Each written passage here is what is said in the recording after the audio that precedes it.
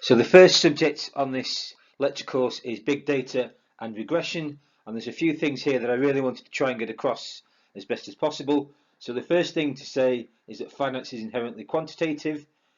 Within this and within the area of financial technology, computing is certainly very important. Here we use R, so R is important not just for the statistical things that you can do, but also R is freeware, and this has a lot of wider importance as far as financial technology and blockchain are concerned. Beyond the importance of computing and quantitative methods, regression is also particularly important in finance and for things like dissertations. And what I wanted to do here is go over a big data example that comes from a practical industrial problem. Okay, so it's nice to be able to do this. And one of the things I was trying to emphasize here when talking about big data and regression is that this is something you don't just study in college, you can actually use it. Okay, and the material from this lecture does come from a genuine industrial problem within the electricity industry, and also the analysis that we'll talk about in a couple of lectures' time actually wound its way into a formally published academic paper. Okay, so we're going to start gentle, but we will build towards professional standard analysis. So the first thing I wanted to try and earnestly say is welcome to the module. So I suppose I always say something like this when I do my teaching. I'm fortunate to be teaching such good students. In all seriousness, I've been very impressed with the MSc students that I taught in the first semester this year, in obviously very difficult circumstances. Also got very good student results last year, so I'm hopeful that this can continue. And I suppose what I'm really concerned about here is I don't want people to be concerned precisely because I've had excellent student results in the past. I don't want people to be worried about how they're going to do in this module and the assessment, etc. So my contact details here, so my email address at the University of Bradford. If it's at all possible to have in-person meetings, my office is P0.01 and I will confirm office hours later in this second semester. Okay, so an earnest welcome to the module, and I hope that there will be things that you can enjoy in this module. I'm going to talk today about big data and regression, and I think there's ultimately lots to enjoy in this part of the module. Also, it can serve as a useful preparation for things like dissertations. And again, we'll show you a practical industrial problem that we're going to apply these methods to, so that these things are not just something that you simply learn whilst you're in college. So a quick outline of the module then. So we're going to start off talking about regression today, and then two different versions of harder regression. So in lecture 2, we'll talk about a harder regression problem when you're trying to regress probabilities. Then in lecture 3, we'll talk about a harder regression problem when you've got repeated sampling caused by the structure of the data.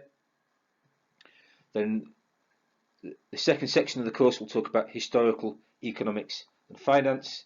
So one thing that I think is easy to overlook here is that you could very well argue, I think, that the historical perspective in finance is important, but it's also probably the only perspective that won't date over time. Then the third part of the course will talk about Bitcoin and blockchain in more detail. Now this is sort of less quantitative in nature, this part of the course, and also probably more open-ended because this is slightly softer in nature as a subject and more sort of linked to entrepreneurial aspects of finance. And then the last part of the module is on quantitative finance. So on top of regression, show that finance is inherently quantitative and talk about some Arch and Garch modelling. And the idea here would be that this would give you another opportunity to develop techniques that you might be able to use on dissertations. So the original plan for the assessment, which has been unfortunately changed by COVID quite a lot. So the initial idea was that there'd be 4 parts of the course, and there'd be one part of the course which would be numerical about regression, of which today's lecture is the first lecture on this. Then one part mainly written on historical economics and finance, one part of the course mainly written to do with Bitcoin and blockchain, and this third part of the course is sort of somewhat softer in nature because it's more to do with entrepreneurial aspects of finance rather than some hard quantitative techniques that are regularly applied to financial data. And then the last bit of the course would be a part on quantitative finance, things like Arch and Gart's models, which are a core part of both financial research and a natural thing for students to perhaps look towards applying whilst they're doing dissertations. So things might be slightly different this year because you won't be sitting the exam, it'll be all coursework. Okay, but I did want to emphasize here, it's not all hard maths. There's a mixture on this course of written material, primarily qualitative in nature, and hard quantitative material, partly reflecting that fintech and finance are inherently quantitative. So in order to motivate the first part of the course then on regression, so I wanted to cover here quantitative topics that arose from a real business problem, so a genuine industrial problem and an application to the electricity industry. So I wanted to emphasize that issues such as programming and statistics are central to big data, and I think it's easy to miss this technical computing side. Now, programming is not a spectator sport, so it's not always easy to lecture on, and that's when you've got a chance to lecture in person, let alone online. I think this is something that you inevitably have to get involved and attempt yourself, however hard it might first appear. R is inherently important, so it's increasingly popular in terms of its usage. It's applicable for various different statistical analyses, and that's an important thing in and of itself. You can also write your own code for it, and there's lots of freely available R packages written by a large online user community. It's freeware, so you don't have to be a member of a university to have access to it. That's very important this year, where there could be much reduced campus access, and this online community writing source code in different packages means that R is very convenient to use. Also, this sort of freeware model has important implications for blockchain and financial technology more generally. Just to try and expand on this aspect a little bit, so the R software is freeware. Now, alternatives such as SAS are often thought to be better for big data in terms of just reading in large data sets.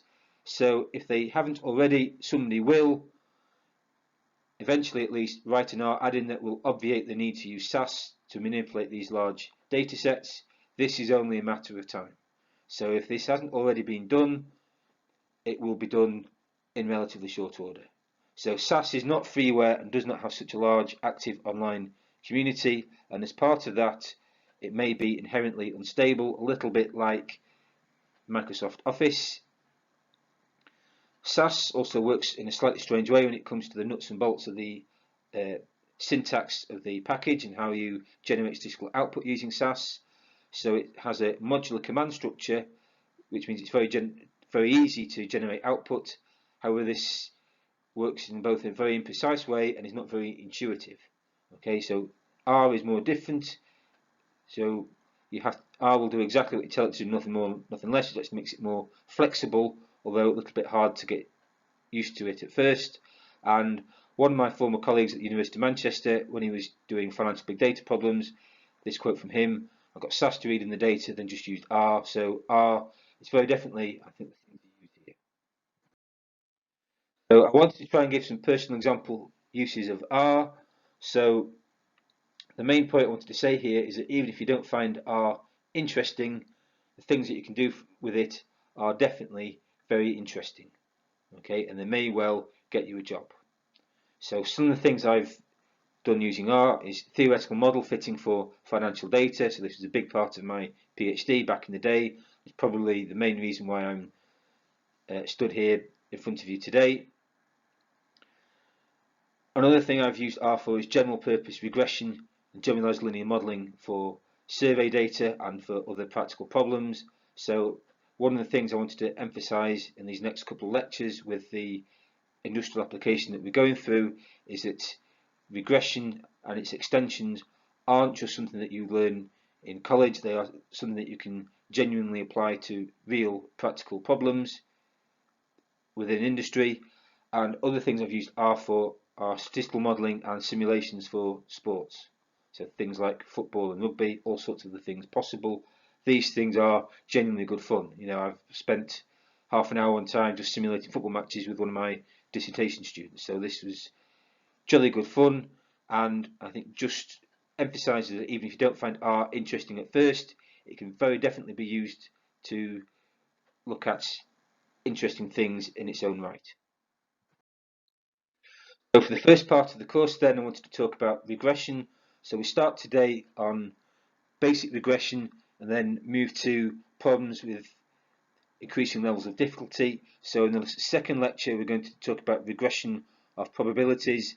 The two main models that we will use here will be logistic regression and probit regression. So the main point here is that this is still regression, but it's harder because you're dealing with probabilities rather than measurements. And then in the third lecture, we'll talk about mixed effects problems. This set of problems does have a range of different technical terms. It may also be referred to as something like panel data. Okay, so somewhat unhelpfully, different people call the same thing different names. But the main point here is that the sampling structure in the data causes correlations. So this is a difficult set of problems that are often encountered when you're looking at finance data. And here it comes across in a genuine problem from the electricity industry, and the reference to the published paper is there. And the thing I wanted to say here is that, again, this isn't just something that you study in college.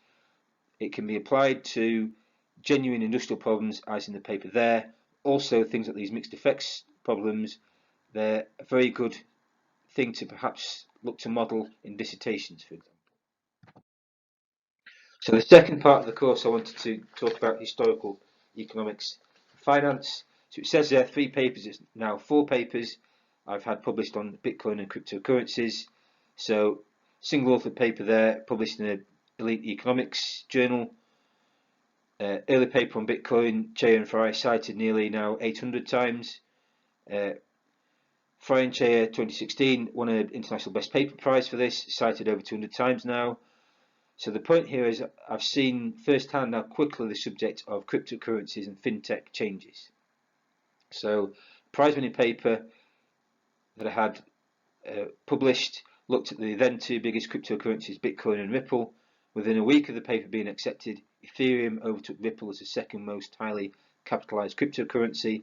And this is something that I've got a lot of academic credit for, but I was still very struck by how vulnerable I was to dramatic changes in the subject.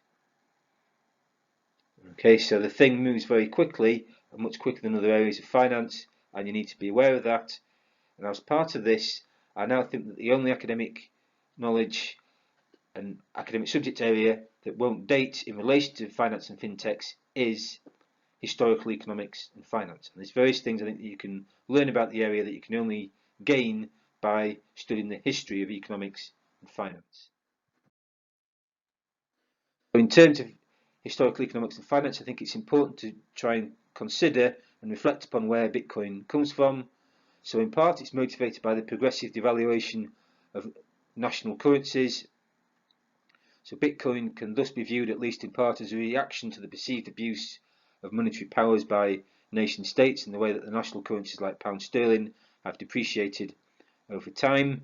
In part, I think you can view Bitcoin as coming out from this counterculture, part of wider social movements. Bitcoin and similar initiatives being viewed as cool by some people. Bitcoin is the first widespread application of blockchain technology, but blockchain technology is potentially much more general than that. You can also view Bitcoin and cryptocurrencies as an extension of other economic developments where electronic payment becomes increasingly common, things like contactless, PayPal, etc. And this was true when I wrote this. You could also view Bitcoin and cryptocurrencies in part as a reflection of the declining power and influence of nation states caused by financial factors and new technology factors like Facebook and Amazon. although I'm not so sure this applies so much now if you think of recent events like the recent coronavirus restrictions that have been imposed by national governments.